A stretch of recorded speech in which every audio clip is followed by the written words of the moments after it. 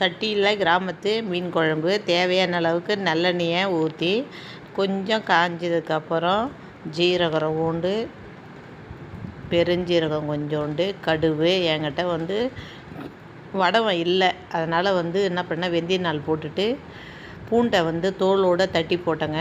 போட்டு நல்லா வதக்கின பிறகு அதுக்கப்புறம் வெங்காயமும் தக்காளியும் கத்திரிக்காயும் கொஞ்சம் அரிஞ்சு வச்சுருக்கிறேன் போட்டு சட்டியில் வைப்போம் சொல்லிவிட்டு.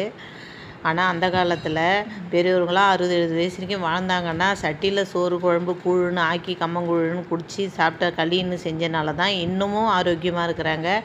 நம்ம போகிற வழியில் நிறைய சட்டிப்பானை விற்கிது, வாங்கி செய்து பசங்களும் கொடுங்க, நம்மளும் சாப்பிட்லாம். வெயில் நாளைக்கு கூலிங்காக இருக்கும். ஃப்ரிட்ஜில் வைக்க தேவையில்ல, நம்ம ஃப்ரிட்ஜில் வச்ச மாதிரியே கூலிங்காக இருக்கும். சட்டியில் வெங்காயம் தக்காளியை போட்டு உப்பை போட்டு நல்லா வதக்கணுங்க. வதக்கிட்டு கத்திரிக்காயை போட்டு சீராக வச்சேன். கொஞ்ச நேரம் வேகட்டோன்னு நல்லா சுண்டட்டோன்னு அதுக்கப்புறம் ஒரு நெல்லிக்காய் சைஸ் அளவுக்கு புளி எடுத்து கரைச்சி வச்சுக்கினேன்.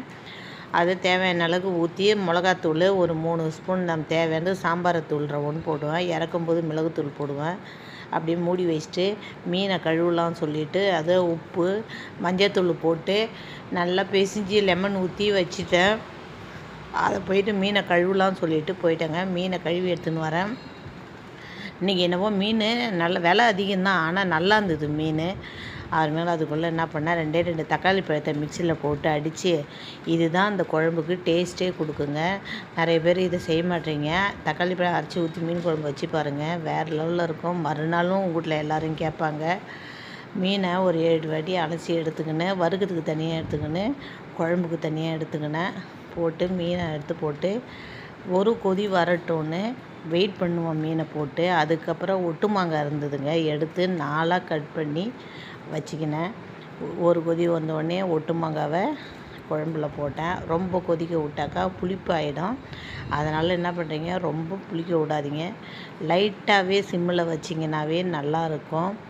நான் அப்படி தான் சமைச்சேன். வாயில் ஊற்றி பார்த்தேன், வேறு லெவலில் இருந்தது. சரி சுட சுட சாதத்தை போட்டு சாப்பிட்ருவோம் சொல்லிவிட்டு தட்டில் 2 ஸ்பூன் அளவுக்கு 2 அன்னக்கரண்டி எடுத்து எனக்கு ஒரு முட்டையாக எடுத்து உரித்து வச்சுக்கினேன். நான் தான் இன்றைக்கி ஃபஸ்ட்டு சாப்பிட்டேன். ஏன்னா சுட சுட மண்சட்டி குழம்பு வச்சா நல்லாயிருக்கும். அதனால் பார்த்தா மாங்காய் முன்னாடி எண்ணெய் எடுன்ற மாதிரியே இருந்தது. சரின்னு மாங்காவும் ஒரு மீனும் தலையை எடுத்து போட்டு வறுத்த மீன் எடுத்துக்கினாங்க. பீன்ஸ் கேரட் அவிச்சதை ஒரு வட்டாவில் எடுத்துக்கினேன். வறுத்த மீனை வச்சு சாப்பிட்றதுக்கு போயிட்டேன். வாயில் வச்சு பார்த்தா வேறு லெவலில் இருக்குதுங்க. நைட்டான குழம்பு கட்டி ஆகிடுங்க. இப்போ தான் தண்ணியாக இருக்கும். நைட்